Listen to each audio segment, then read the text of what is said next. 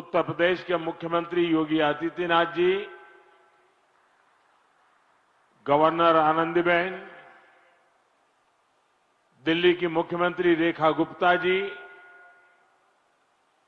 मंच पर उपस्थित प्रदेश भाजपा अध्यक्षगण और विशाल संख्या में पधारे मेरे प्यारे भाइयों बहनों,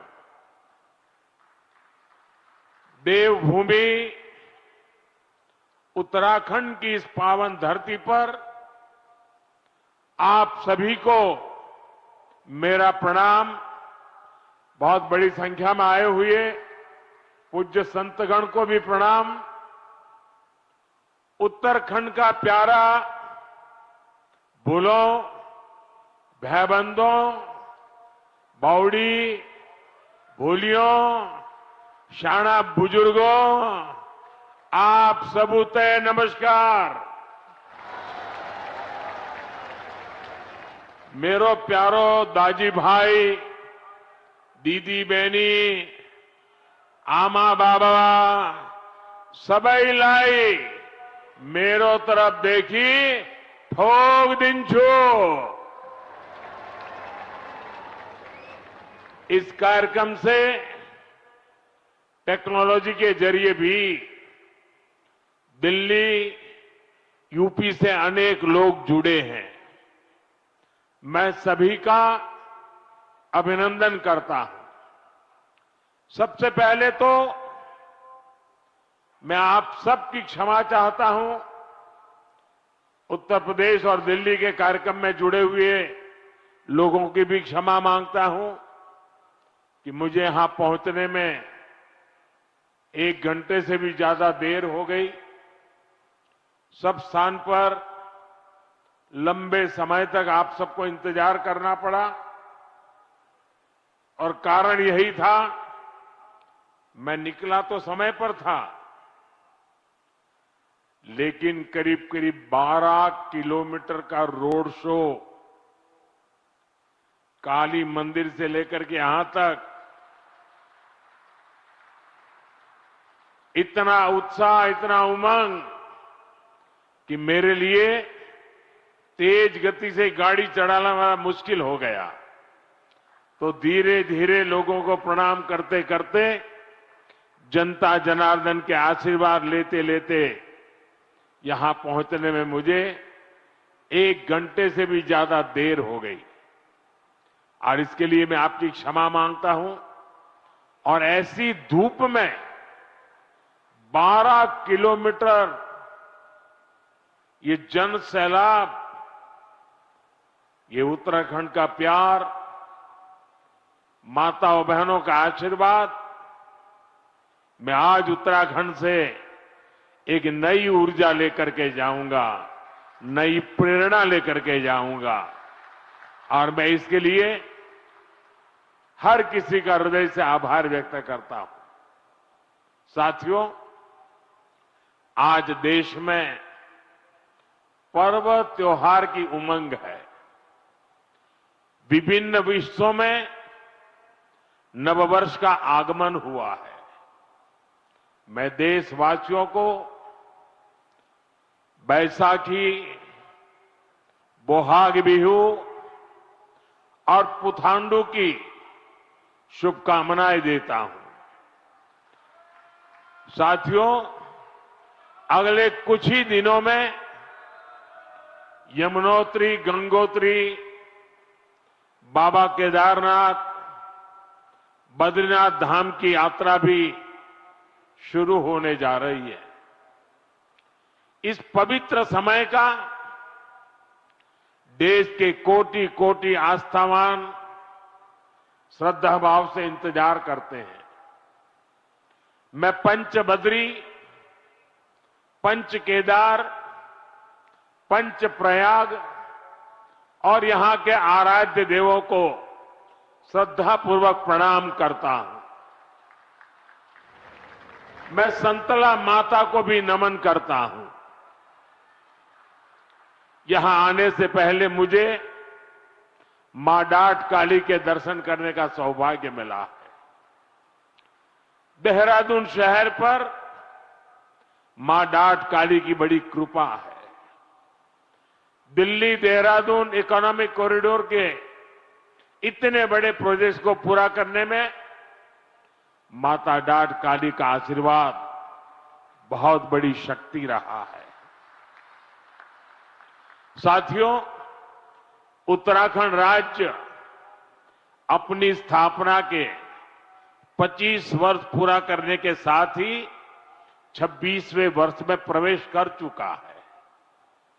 आज दिल्ली देहरादून एक्सप्रेसवे के उद्घाटन के साथ इस प्रगति में एक और बड़ी उपलब्धि जुड़ी है। आपको याद होगा, बाबा केदार के दर्शन के बाद मेरे मुंह से अनायास निकला था कि इस शताब्दी का तीसरा दशक उत्तराखंड का दशक होगा। मुझे बहुत खुशी है कि डबल इंजन सरकार की नीतियां और उत्तराखंड के लोगों के परिश्रम से ये युवा राज्य विकास के नए आयाम जोड़ रहा है। ये प्रोजेक्ट भी उत्तराखंड के विकास को नई गति देगा। इस एक्सप्रेसवे का बहुत बड़ा हिस्सा यूपी से होकर गुजरता है। इससे गाजियाबाद, बागपत, बड़ौद, शामली और सहारनपुर जैसे अनेक शहरों को भी बहुत फायदा होगा। टूरिज्म के लिहाज से यह प्रोजेक्ट बहुत अहम है। मैं पूरे देश को इस प्रोजेक्ट की बहुत बहुत बधाई देता हूं। साथियों, आज डॉक्टर बाबा साहब आंबेडकर की जयंती भी है। मैं बाबा साहब को कोटि कोटि देशवासियों की ओर से श्रद्धांजलि अर्पित करता हूं। बीते दशक में हमारी सरकार ने जो नीतियां बनाई, जो निर्णय लिए, वो संविधान की गरिमा को पुनः स्थापित करने वाले रहे हैं। आर्टिकल 370 हटने के बाद आज पूरे देश में भारत का संविधान लागू है। जिन दर्जनों जिलों में माओवाद, नक्सलवाद खत्म हुआ है, वहां भी अब संविधान की भावना के अनुरूप काम हो रहा है। देश में समान नागरिक संहिता लागू हो, यह हमारे संविधान की अपेक्षा है। उत्तराखंड ने संविधान की इस भावना को आगे बढ़कर और उस भावना को आगे बढ़ाकर पूरे देश को राह दिखाई है। साथियों, बाबा साहब का जीवन गरीबों को, वंचितों को, शोषितों को न्यायपूर्ण व्यवस्था देने के लिए समर्पित था। हमारी सरकार आज उसी भावना के साथ हर गरीब, हर वंचित को सच्चा सामाजिक न्याय देने में जुटी है। और सामाजिक न्याय का एक बहुत बड़ा माध्यम देश का संतुलित विकास है। सबको सुविधा है, सबकी समृद्धि है। इसलिए ही बाबा साहब आधुनिक इंफ्रास्ट्रक्चर की, औद्योगिकरण की भरपूर वकालत करते थे। साथियों, भविष्य की दशा और दिशा क्या होगी, अक्सर लोग इसके लिए हाथ की रेखाओं को दिखाते हैं। जो भविष्यवेत्ता होते हैं ना, वो हस्तरेखाएं देखते हैं और हर व्यक्ति के भविष्य के विषय में बताते हैं। मैं इस विज्ञान को तो नहीं जानता हूं, लेकिन कहते हैं कि ये भी एक शास्त्र है।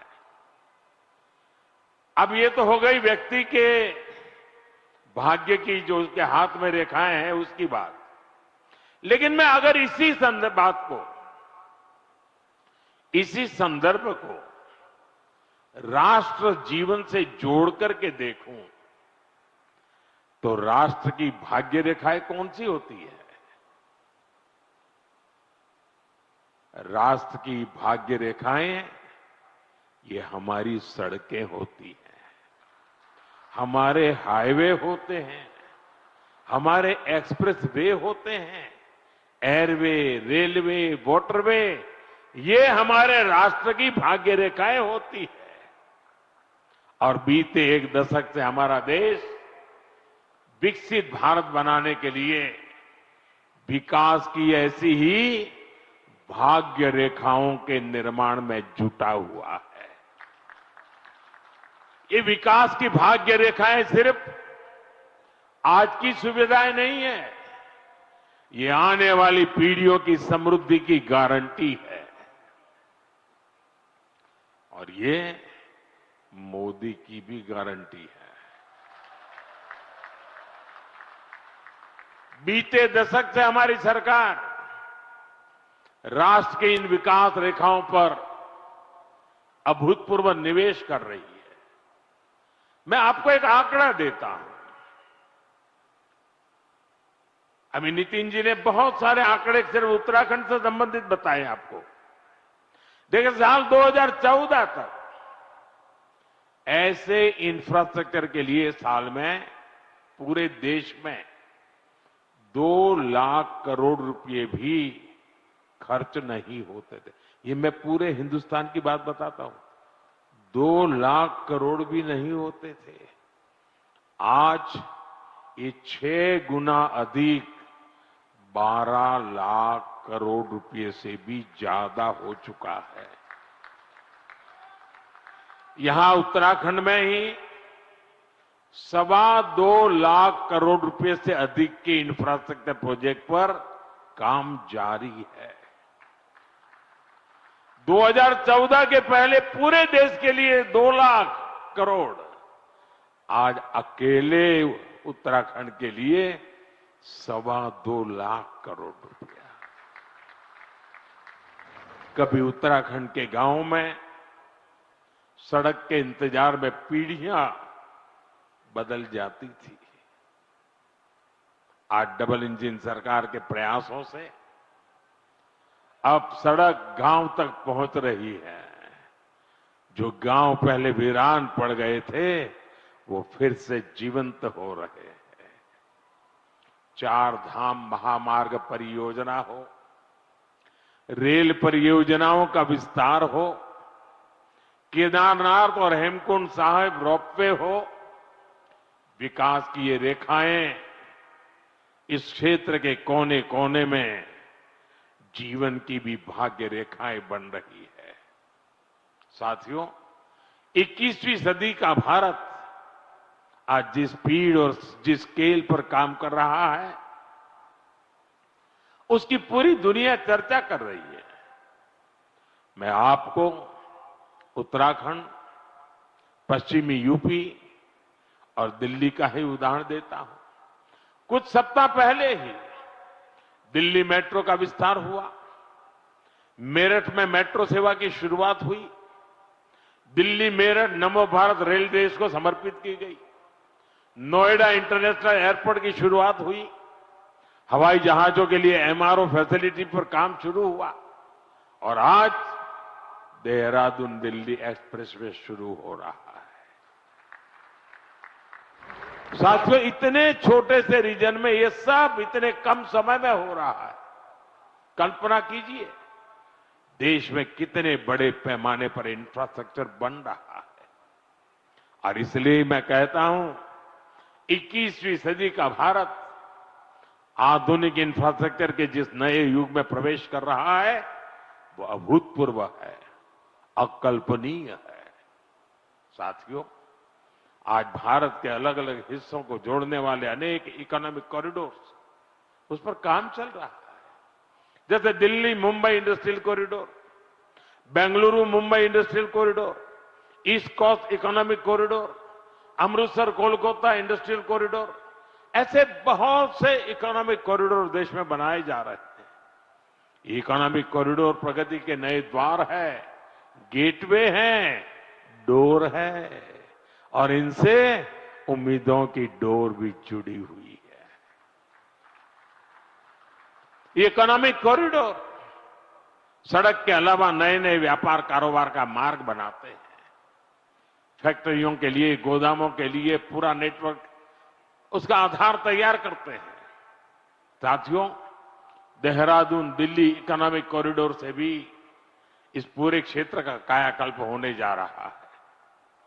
पहला फायदा तो यह है कि इससे समय बचेगा, आना जाना सस्ता और तेज होगा, लोगों का पेट्रोल डीजल कम खर्च होगा, किराया भाड़ा कम होगा और दूसरा बड़ा फायदा रोजगार का होगा।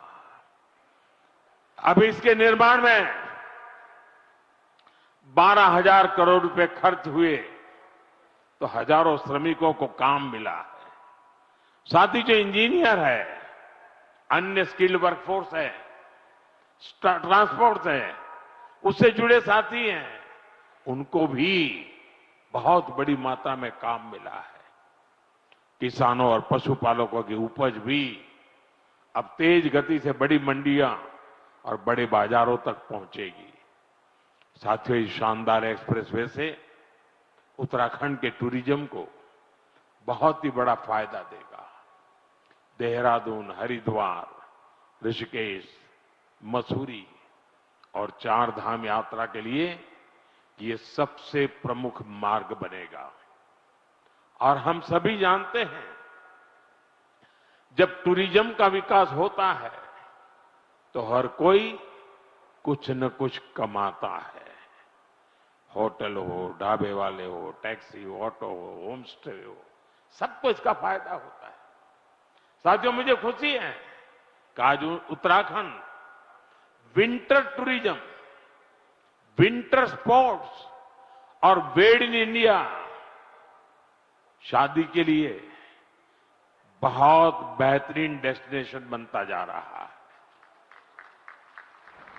साथियों, उत्तराखंड की अर्थव्यवस्था के लिए 12मासी पर्यटन बहुत जरूरी है और इसलिए मेरा सर्दियों में होने वाली धार्मिक यात्राओं को लेकर बहुत आग्रह रहा है और मुझे खुशी है कि हर साल इन यात्राओं में लोगों की संख्या बढ़ रही है। आपको याद होगा, मैं 2023 में आदि कैलाश और ओम पर्वत की यात्रा पर गया था।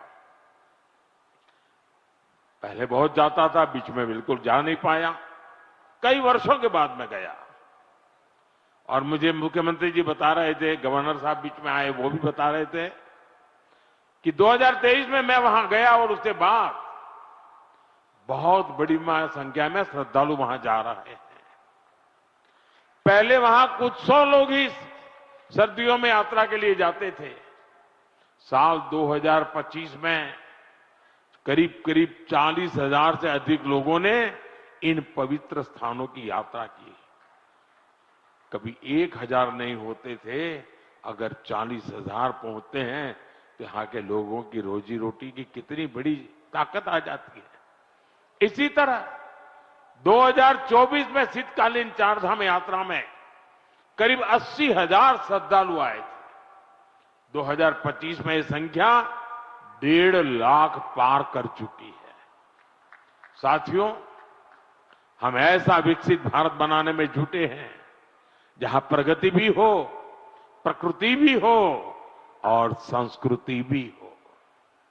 और इसलिए आज होने वाले हर निर्माण को इन्हीं त्रिवेणी, प्रगति, प्रकृति और संस्कृति की त्रिवेणी, इन्हीं मूल्यों के आधार पर विकसित किया जा रहा है। इंफ्रास्ट्रक्चर से इंसानों को भी सुविधा हो और वहां रहने वाले वन्य जीवों को भी असुविधा न हो, ये हमारा प्रयास है।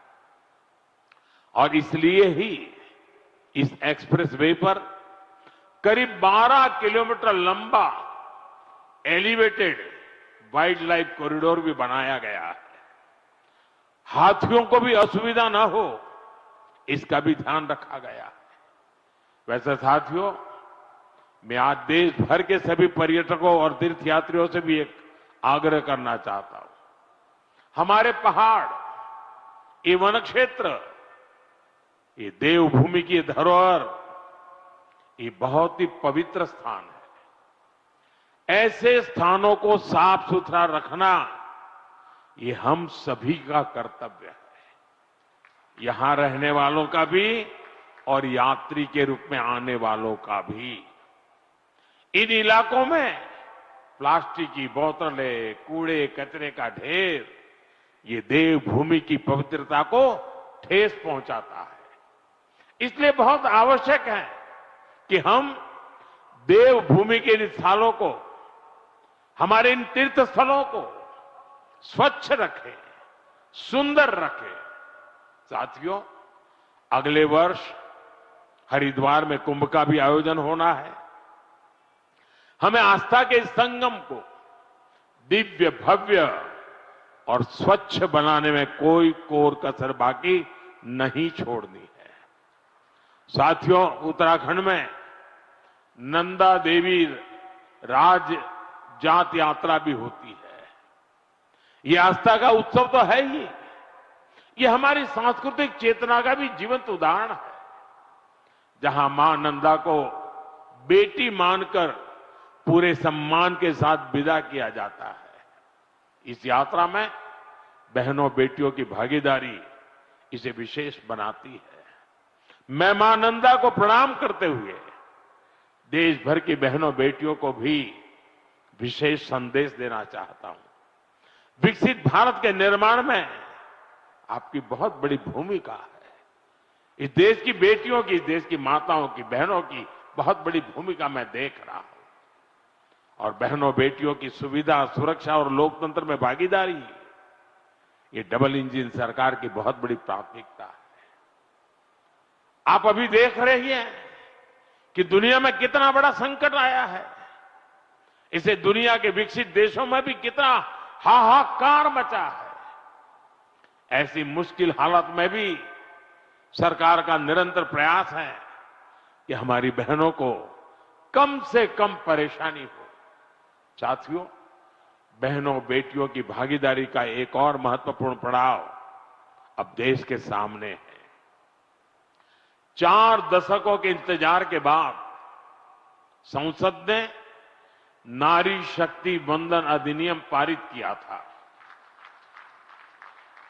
इससे विधानसभा और लोकसभा में महिलाओं के लिए 33% आरक्षण तय हो गया। सभी दलों ने आगे आकर इस महत्वपूर्ण कानून को समर्थन दिया। अब महिलाओं को ये जो हक मिला है ना, इस हक को लागू करने में देर नहीं होनी चाहिए। अब ये लागू होना चाहिए। अब जो 2029 में लोकसभा के चुनाव होंगे और तब से लेकर के आगे विधानसभा के भी चुनाव आते रहेंगे, जो भी चुनाव आते रहेंगे 2029 से ही ये लागू हो जाना चाहिए। ये देश की भावना है, ये देश की हर बहन बेटी की इच्छा है। मातृशक्ति की इसी इच्छा को नमन करते हुए 16 अप्रैल से संसद में विशेष चर्चा तय की गई है। देश की बहनों बेटियों के हक से जुड़े इस काम को सभी राजनीतिक दल मिलकर के सर्वसम्मति से आगे बढ़ाएं, उसको पूरा करें। और मैंने आज देश की सभी बहनों के नाम एक खुला पत्र लिखा है। सोशल मीडिया में शायद ये मेरा पत्र आप तक पहुंचा होगा। हो सकता है टीवी और अखबार वाले भी इस पत्र का जिक्र करते होंगे। मैंने बड़े आग्रह के साथ देश की माताओं बहनों को इस कार्य में भागीदार बनने के लिए निमंत्रित किया है। मुझे पक्का विश्वास है कि पत्र मेरे देश की माताएं बहनें जरूर पढ़ेगी, एक एक शब्द पर मनन करेगी और इतना बड़ा पवित्र कार्य करने के लिए 16, 17, 18 को संसद में आने वाले सभी सांसदों को उनके आशीर्वाद भी मिलेंगे। मैं आज देवभूमि से देश के सभी दलों से फिर अपील करूंगा कि नारी शक्ति वंदन अधिनियम में संशोधन का जरूर समर्थन करें। 2029 में हमारे देश की 50% जनसंख्या हमारी माताएं बहनें हमारी बेटियां, उनको उनका हक हम देके रहे। साथियों, मैं उत्तराखंड आऊं और फौज की बात न हो तो बात अधूरी ही रहती है। मैं गढ़ी कैंट, ये सभा स्थल, ये उत्तराखंड की महान सैन्य परंपरा का प्रमाण है। यहां पास ही देश की रक्षा सुरक्षा से जुड़े कई संस्थान हैं। 1962 की लड़ाई में शहीद जसवंत सिंह जी रावत जी के शौर्य को देश कभी भुला नहीं सकता। साथियों, सेना के सामर्थ्य को सशक्त करना हो या हमारे सैनिक परिवारों की सुविधा और सम्मान हो, हमारी सरकार इसके लिए निरंतर प्रयासरत है।